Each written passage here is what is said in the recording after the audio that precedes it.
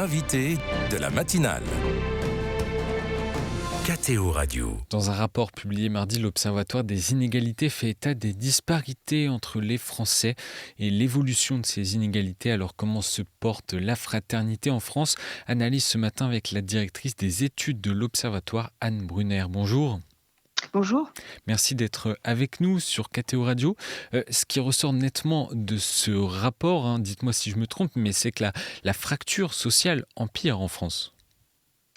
Oui, en effet. Alors, c'est pas un constat nouveau pour l'Observatoire des inégalités qui dresse un état des lieux des inégalités à travers des données chiffrées.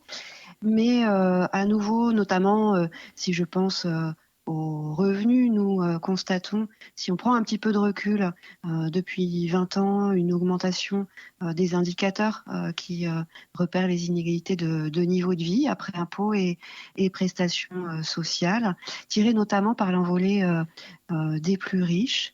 Et c'est un retournement de tendance par rapport à des décennies précédentes. Alors pour ça, il faut remonter jusqu'au milieu des années 80, au début des années 90.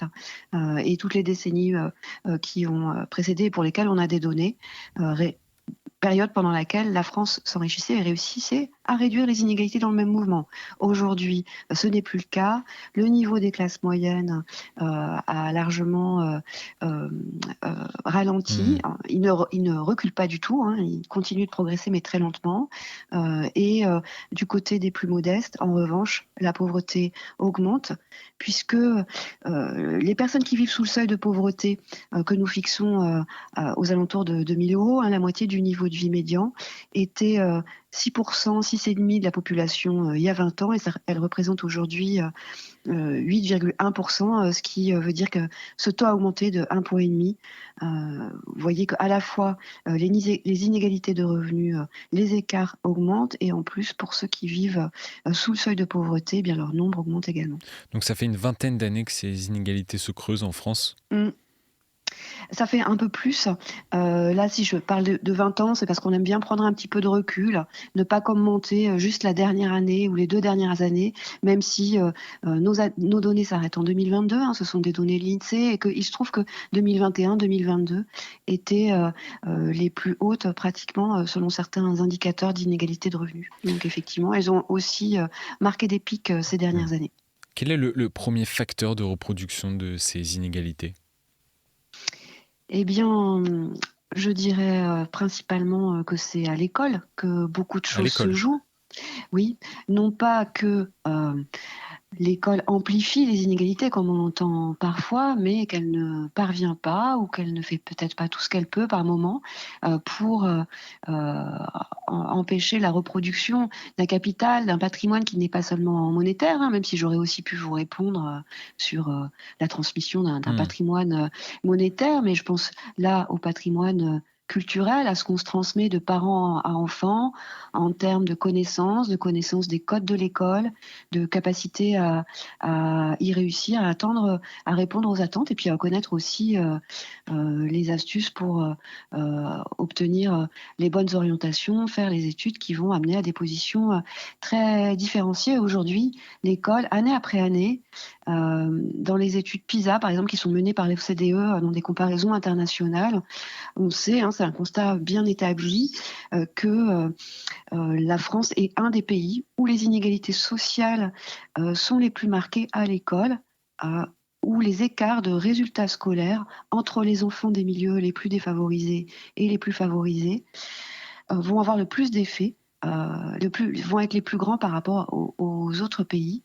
Et dans un pays où l'école est le diplôme avec lequel on sort de sa formation initiale, c'est une étiquette qu'on a au front pour toute une partie de sa vie, qui va avoir un effet sur les postes auxquels on va pouvoir prétendre, eh bien c'est majeur comme effet sur la reproduction de génération en génération de ces inégalités. Alors qu'on pense souvent que l'école est un outil formidable d'émancipation, Elle est aussi, alors que votre rapport Mm. prouve justement que le système éducatif creuse ces inégalités. On n'aurait Alors pas non, pensé. oui. Non, je dirais pas qu'il le creuse. Je dirais qu'il ne réussit pas D'accord. à contrer des inégalités qui se créent d'abord dans les familles, hein. On a quelques données sur les enfants, elles sont rares et nouvelles, des données sur les enfants très très jeunes. Dès la maternelle, il y a des écarts. Donc les écarts, ils se produisent d'abord dans les familles, mais l'école n'arrive pas à les contrer, en tout cas pas assez. Il n'empêche que c'est aussi un lieu évidemment de formation. Je pourrais dire aussi, pour donner de bonnes nouvelles, qu'il y a des améliorations. Le niveau monte, contrairement à ce qu'on entend parfois. Il y a par exemple de moins en moins de jeunes qui sortent sans diplôme de l'école. Ça s'est encore amélioré sur les 10 dernières années en France, et on fait mieux que dans beaucoup d'autres pays européens. Et puis, le niveau monte également en termes d'accès à l'enseignement supérieur. Alors là, c'est un phénomène massif. Il y a plus de jeunes qui atteignent le baccalauréat, il y en a plus qui poursuivent des études après. Mais dans cette massification de l'accès à l'enseignement supérieur, les inégalités sociales, malheureusement, ne diminuent pas. Pour vous donner un chiffre, il y a autant d'enfants, de cadres que d'enfants d'ouvriers au collège, hein. C'est le reflet grosso modo, de la population active. Tous les enfants vont au collège. Quand on arrive au niveau du lycée, en lycée général ou technologique, il y a 1,7 fois plus d'enfants de cadres que d'enfants d'ouvriers. Et quand on regarde l'université dans son ensemble, et bien là, il y a 4 fois plus d'enfants de cadres que d'ouvriers. Et je vous parle là de l'université dans son ensemble. J'ai même pas eu besoin de vous donner les chiffres sur les classes préparatoires ou les grandes écoles. Après, il y a tout de même des voies d'émancipation. Je rajoute juste ce petit mot, si vous me permettez, Allez-y, pour allez-y. pas être trop pessimiste sur l'école. Par exemple, si je pense au BTS, voilà une formation en 2 ans qui est très bien encadrée, qui donne accès à des diplômes qui sont reconnus sur le marché du travail, et dans lesquels il y a autant d'enfants d'ouvriers en proportion que dans les classes de collège. Et souvent, ils vont atteindre ainsi une formation, un niveau de qualification qui est supérieur à celui de leurs parents. Et un point, Anne Brunner, rapidement, d'un point de vue géographique, est-ce que vous avez des indicateurs où se situent les inégalités sur les territoires? Oui, en effet, dans notre rapport, on consacre également un chapitre aux écarts, aux inégalités territoriales.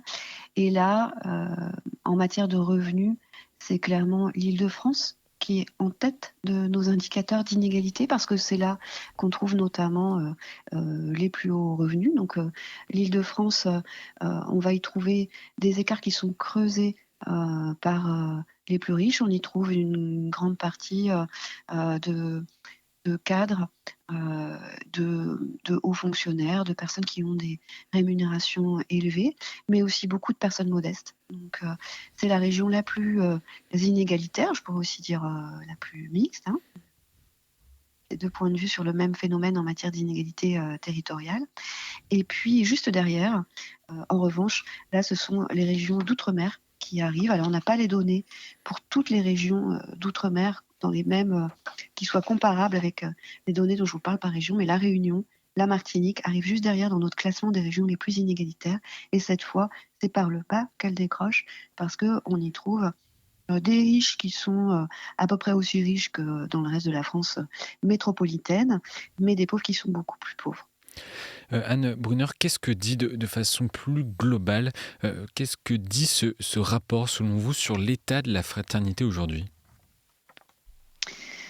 Eh bien, je dirais que les politiques publiques ne répondent pas à une attente qui est très largement partagée dans la société française, d'égalité, de solidarité, de soutien aux plus pauvres. Je voudrais, à propos des valeurs des Français, je voudrais aussi retenir un chiffre que l'on donne et qui paraît un peu arriver à l'envers de ce à quoi on peut s'attendre quand on écoute les médias et la chronique des faits divers et des actes racistes. Si on demande aux Français année après année, c'est le ministère des Affaires sociales qui pose la question. Euh, Ce qu'ils pensent des étrangers, des immigrés, du racisme, etc. Bon, je retiens un chiffre, par exemple. Donc, c'est les mêmes questions qui sont posées tous les ans. Euh, en, en 2001, pardon, 11% de la population se déclarait plutôt raciste. plutôt racistes. Alors vous allez me dire, c'est des déclarations, mais en 2023, avec la même question, la part de la population française qui se déclare plutôt raciste passe à 2%, donc une diminution très nette. Et sur la même période, ceux qui se disent pas du tout racistes est passé de 33% à 59%. Donc sur des indicateurs tels que celui-ci, de tolérance, vous parliez de fraternité, en tout cas d'acceptation de la différence, les valeurs en matière de sexisme, d'égalité entre les femmes et les hommes, d'acceptation de l'homosexualité, sont de plus en plus tolérantes avec l'élévation du niveau d'éducation de la population, probablement. Contrairement à ce dont on peut avoir l'impression quand on regarde l'augmentation des violences dans certains domaines et puis les discours décomplexés qu'on va entendre du côté de l'extrême droite, voire dans un champ politique bien plus large, qui sont parfois xénophobes, parfois, me semble, pour le coup, racistes, et qui sont de plus en plus fréquents dans l'espace médiatique, politique, ces dernières années. Et on traverse une époque où chacun revendique la part qui lui revient, la part à laquelle il a droit. Anne Brunner, comment sortir de ce paradigme pour faire valoir une vraie solidarité porteuse d'entraide et de soutien des personnes, notamment les plus précaires, et notamment, vous l'avez dit, peut-être en matière de politique publique? Alors, j'ai pas la réponse complète à cette question, mais je voudrais souligner que nous en avons les moyens. Nous vivons dans un pays riche, constater dans notre rapport qu'il y a 350 000 personnes qui n'ont pas de domicile et qui sont hébergées en urgence à l'hôtel ou qui sont carrément à la rue. On voit des familles entières revenir à la rue. Ça me paraît un scandale qui heurte une grande partie de la population. Là, je vois peut-être 2 pistes à souligner en matière de lutte contre la pauvreté, puisque vous m'invitiez à m'exprimer sur ce sujet. La première, c'est de se rappeler qu'on a les moyens. On vient d'abandonner 20 milliards de recettes fiscales chaque année qui étaient liées à la taxe d'habitation. C'est un cadeau fait aux plus riches et aux classes moyennes aisées qui la payaient.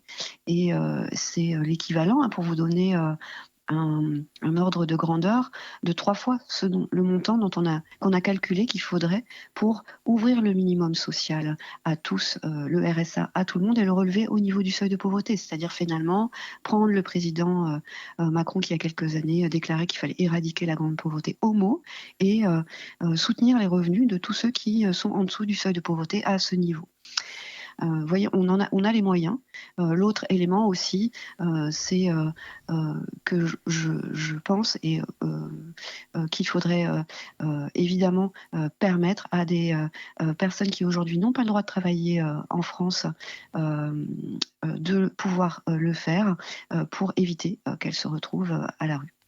Merci Anne Brunner pour cette analyse et l'étude de ce rapport de l'Observatoire des inégalités qui est donc paru mardi dernier et qui paraît régulièrement. Le rapport complet d'ailleurs est à retrouver sur votre site www.inégalité avec un s.fr. Merci d'avoir accepté notre invitation ce matin, Anne Brunner. Merci.